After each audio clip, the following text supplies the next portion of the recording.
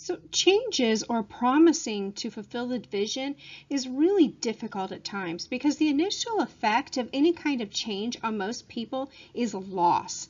And the end of the way that they've been working, it's a loss of relationships, their routines, it's what they've been working for, how they've been living, it's a change in places. It's all very, very difficult. But it is crucial to recognize that even good changes are going to involve loss.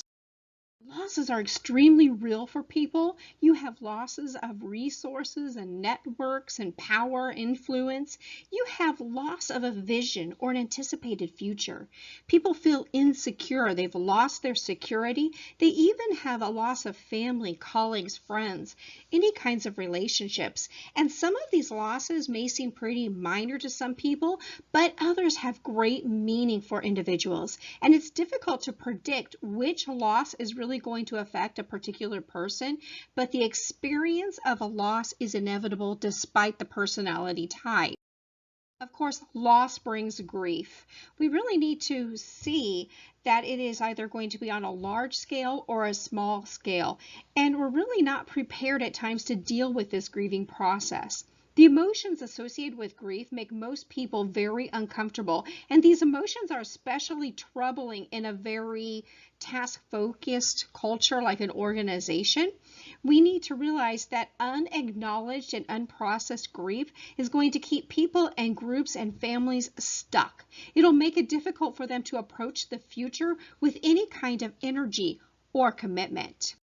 All type preferences are going to play a role in how people experience and react to loss, but a person's preference is going to really rely more on the thinking and feeling dichotomy. It plays the more central role when it comes to change. People with a preference for thinking and those with feeling each have their own strengths with dealing with loss, as well as their own potential problem areas as well.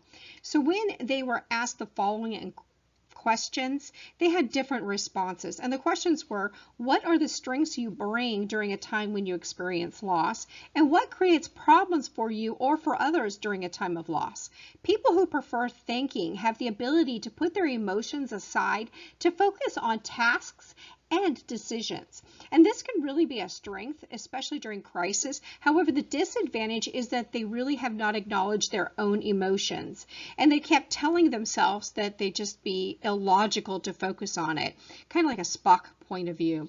People who prefer feeling, though, are attuned to their own emotional states. And this can be a real strength because they're going to approach those emotions right away. However, it is also overwhelming and frustrating because they are really quite overwhelmed by other people's losses.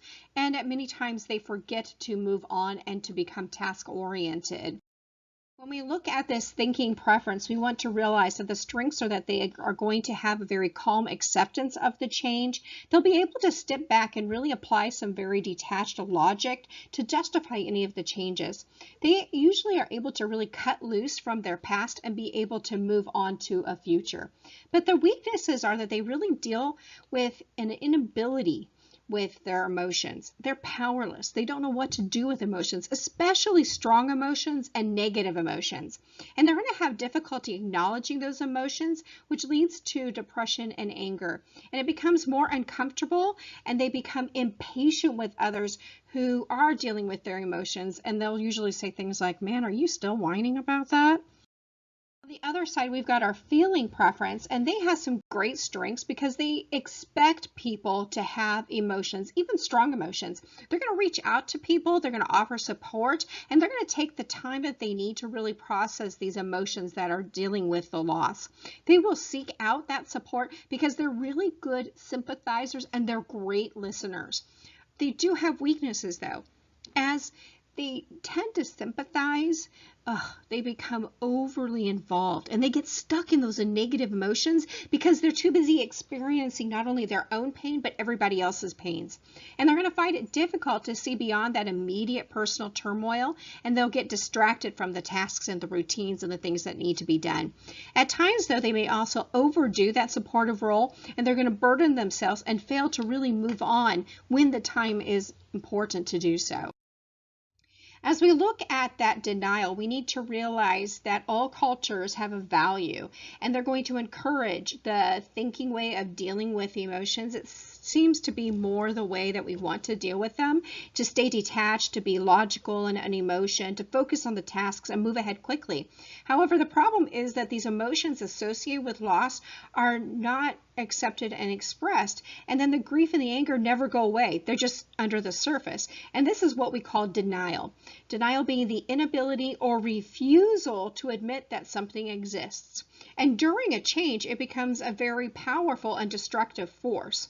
The real problem with denial is that it is real. There are very difficult emotions that have to be dealt with, and they can't be dealt with until people are willing to name and acknowledge those. So feelings of loss and grief can generally be buried beneath the surface in very destructive ways. People are going to get stuck in the past, and they'll react negatively to everything that comes down the pike. Any new adventure, new initiative, new anything, new change.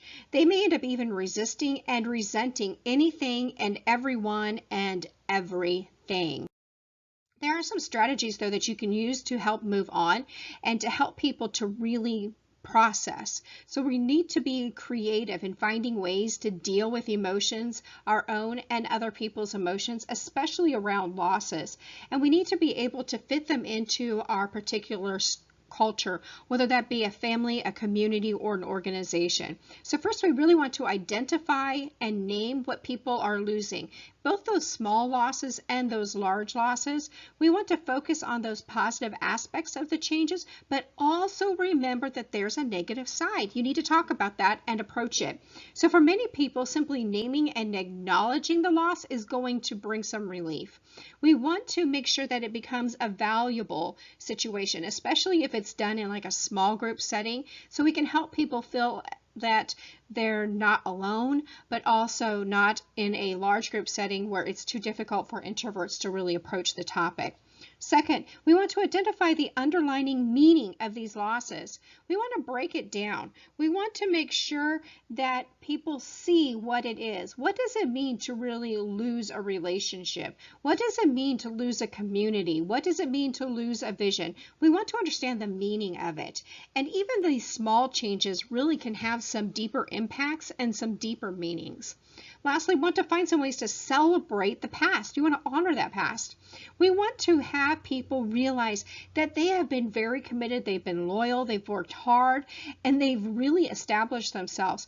And sometimes when we look at change, we're discontinuing and we're discounting what's happened in the past. And we don't want to do that. We want to show, look, you've really thrived here. You've done a great job. We thank you for all of your hard work, your dedication. However, let's look and see how we can move on. So make sure that you appreciate and you show that. The most important point, though, for both individuals and organizations is that denying or ignoring losses has a very negative impact on motivation and energy.